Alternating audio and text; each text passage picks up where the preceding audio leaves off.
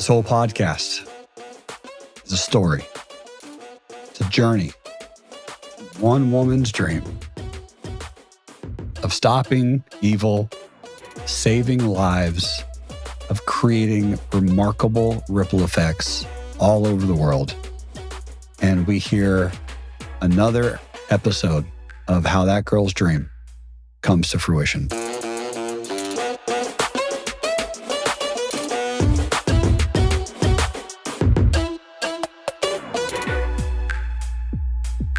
Speaking of purpose, are we allowed to talk about the greatest purpose that both you and I have?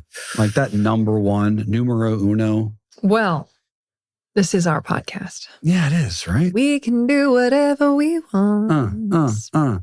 Aerial recovery. Oh my gosh, have we blown up? Thank you for being a board member. Yes, ma'am. You have done so much for the org. So I did not just ask him to be a board member because we're friends and we have a freaking awesome world-changing podcast together. And I'm really good looking. But he has raised so much money through your for-profits by backing this cause. But then you've also been such a hero to our heroes.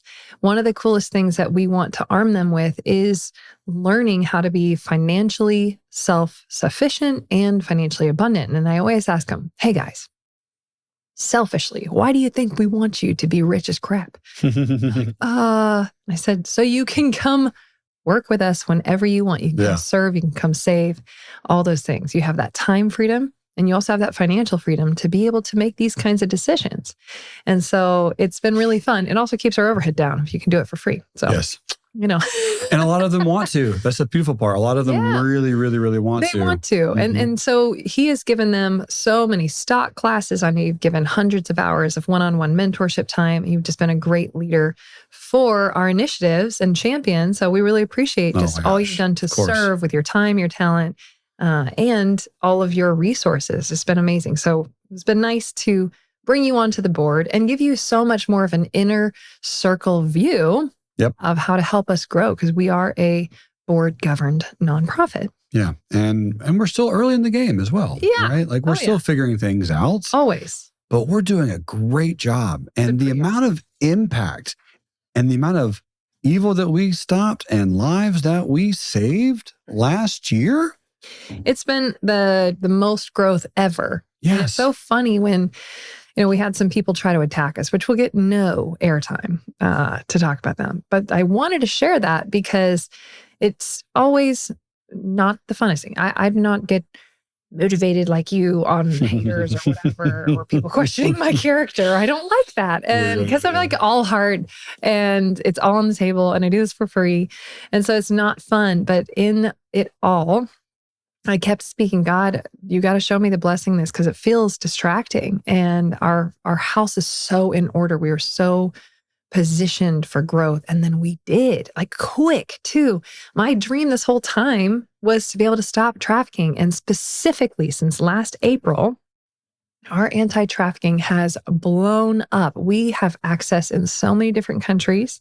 And we just put together our first U.S. proposal, because it's just never been able to happen, where we can work with this country's government to really stop it here. Wow. America and the UK are pretty closed at working with outside groups besides their own government groups. But we have public-private partnerships in all these other nations to support them with our knowledge, with our resources, with our equipment, with our teams.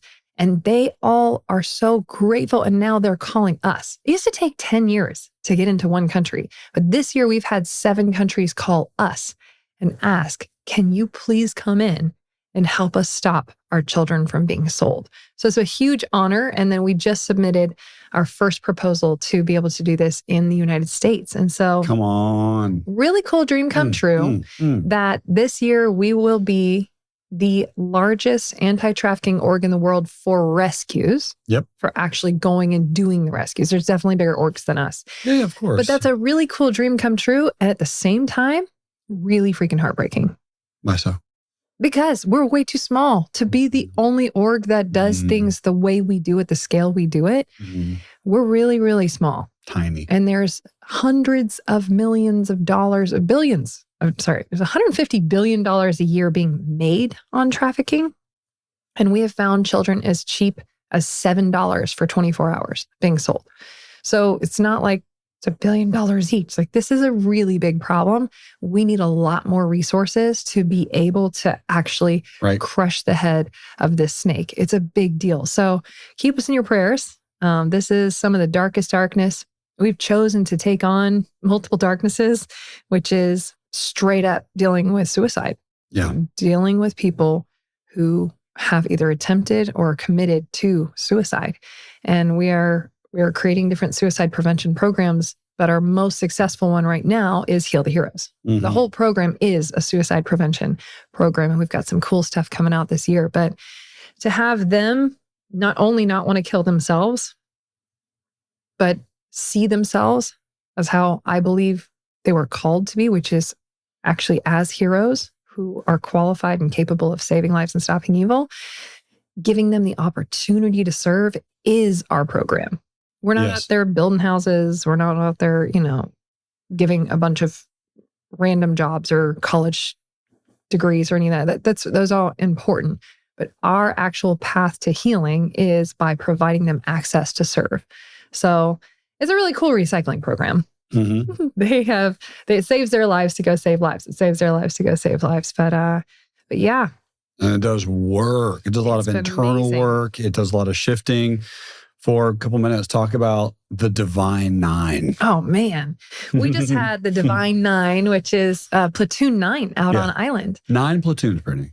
9 platoons in. 10 coming up. 9 platoons in. And we came up with this program because of the struggles that my husband went through with the retirement process and feeling like he might be lost, not having purpose. And then also being told that you're broken, you're disabled, you'll have all these problems with PTSD, TBI, and then having that identity shift and just watching, man, as an entrepreneur, I challenge everything, but like as a government employee, they believe them. I was like, whoa, you just believe what people are telling you? Yeah. But it's hard.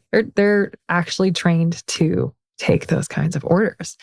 And so to work to undo all that mental damage and to let them believe in themselves by seeing what they're capable of and understanding their mission is not over has been absolutely critical. So we had our 9th platoon, Platoon 10's coming up around the corner. So excited. And we many times pick people who, like I said, have either attempted or are planning the end of their life. And we have not lost one. Yes. And that is a miracle. It really is a miracle. I'm so grateful because, again, we've even had people come on the chats and say, goodbye, I'm out. And we've been able to come up with strategies because it's still a cry for help. Yep.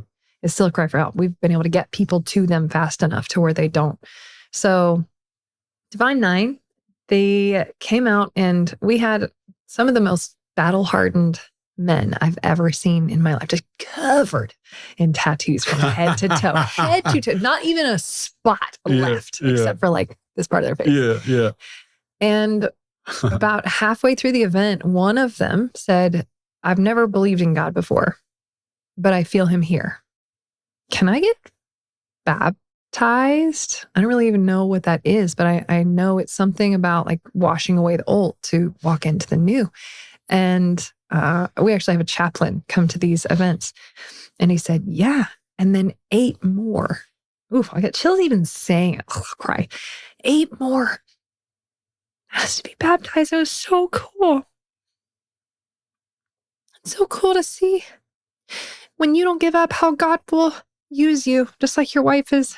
I've never even thought of that before you said it. Like you said about Svetlana, is things aren't happening to you or for you, but through you, which is so cool. And the island story itself and all the highs and lows that came with like listening to God when I didn't want to be a real estate person, listening to God when I took on these really challenging, dangerous neighborhoods, listening to God about the crazy idea of buying an island, going through a hurricane, going through COVID, not quitting, even though it looked like I should quit and how hard that was on every level. Alone, as a female, financially, all the things. It was so tough. But when you don't quit, the ripple effect of your life, it's so much bigger than you. You quitting is so much bigger than you because 9 men who have really struggled with addiction and a whole list of things, but mostly even wanting to live, chose to wash away that identity. And one of them is actually here in this house this week. Wash away the old man and to step into all that God has for them. And it was one of the most cool moments of my whole life when they raised their hands up, covered in tattoos, like I said. And then each one was actually, they would stay in the pool and put their hands on the next guy. And so 9 men. And we just stayed there for hours. And it was so beautiful to just watch God meet people. Yeah. It's remarkable. It is. It's so cool. And you're just part of something. If I could share one thing to our listeners, you're part of something just so much bigger, dang it. And it's not going to be perfect. Your attitude matters. Your perspective is going to absolutely lead to your level of joy throughout all of this process. But if you do not quit, you win. If you do not quit, you win. You're going to have good days, bad days. People are going to turn on you. But it's not about another human's opinion or perspective of you. It really is important that you take the time to hear God for yourself and to continue to be guided so that you can make these decisions, because at 12 years old, he might have planted the seed in your heart that you're going to go rescue kids from trafficking. And at 36, you finally get to kick in the freaking door and arrest that piece of crap that's doing it. And to use that entrepreneur brain that you thought God was doing this with your world, and it didn't make any sense. But then he's saying, remember when you learned this in business? You're going to use this to unravel entire trafficking freaking networks. I taught you to think so different. Right. And it's going to take this specific brain and this specific girl's body. I took you here and made you this gender for this reason to be able to have this breakthrough. So stop freaking questioning it. Stop thinking I made you wrong and start walking in all that you are. Come on. I loved it. Thank you. And what she said a moment ago, right? Simply this: do not quit and you will win. Do not quit and you will win, which is awesome because you and I were going back and forth. Me and Britnie were going back and forth. Like, are we doing another one? We do this every year. I don't know why.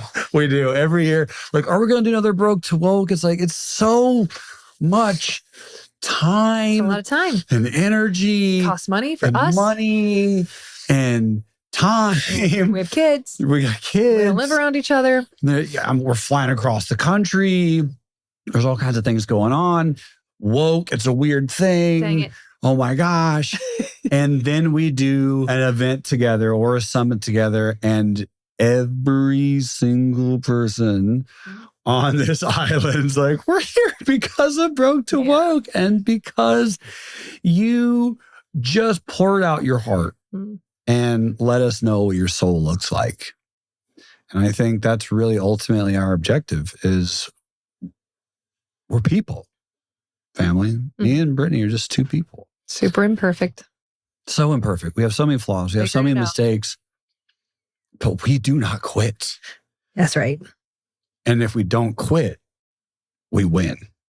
And for every one of us out there, for every single person listening, do not quit. Because if you were shown what's really going to happen, you wouldn't believe it. And then you would just stop. Because you're like, that's not me. That's not my life. It's too big. It's too big. Can't be possible. 6 years ago, neither one of us know each other. And ironically enough, none of this is happening, right? Like none of the aerial, none of the heal the heroes, none of the aerial recovery, none of the stopping human trafficking, like our purpose and stepping into and the educational components and the real impact. Just keep going. For anyone out there, whatever you're facing, whatever struggles you're facing, just keep going because it's worth it. And you're worth it. And you're worth it. You are worth taking the time to have a plan. You are worth taking the time to have a vision, to ask yourself important questions, to decide what matters, and to know that putting up with bad behavior does not have to be part of your future. You are worth fighting for. And I want you to start fighting for you first, because you're going to teach the rest of the world how to treat you. Keep going.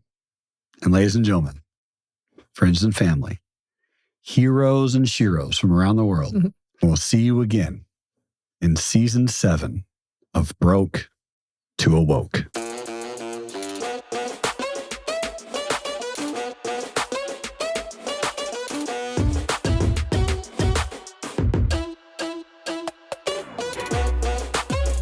let's be honest, you love this podcast. It's amazing. We love you, and we want to continue to help you succeed. You see, both myself and Britnie, we do connect with individuals, and we really dial in, help them expand their purpose, understand their impact, grow their wealth, grow their money, grow their prosperity, and start stepping into an entirely different atmosphere of wealth, of time, of commitment, of growth, of impact. We want to help you. We're going to coach you. Go to broketoawoke.com and let's have a conversation. Let's see if we're the best person to get you to where you want to be, to help you shift, to help you move, to help you expand. It's going to be a great conversation, and we can't wait to have it.